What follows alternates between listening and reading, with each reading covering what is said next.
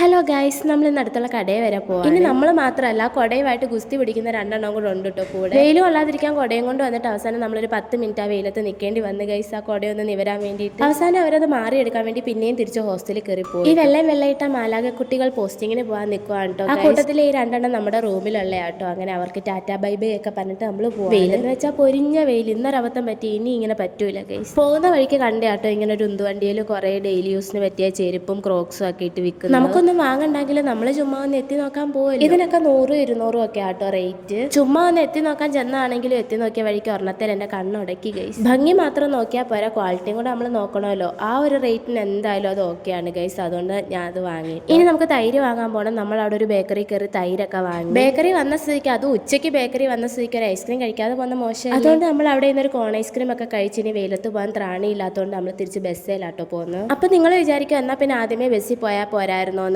അതേ മതിയായിരുന്നു. പക്ഷേ വെയിൽ ഇത്ര എനർജറ്റിക് ആണെന്നുള്ള കാര്യം നമ്മൾ അറിഞ്ഞു. അവളിമാരൊക്കെ ബസ് ഇറങ്ങി ഹോസ്റ്റലിലോട്ട് ഓടും കേട്ടോ. ഞാൻ മാത്രം ആ നിഴലുമായിട്ട് കിടന്ന് വട്ട് കാണിക്കുവാണ് ഗൈസ്. അപ്പോൾ നെക്സ്റ്റ് വീഡിയോയിൽ കാണാം. Tata bye bye, see U.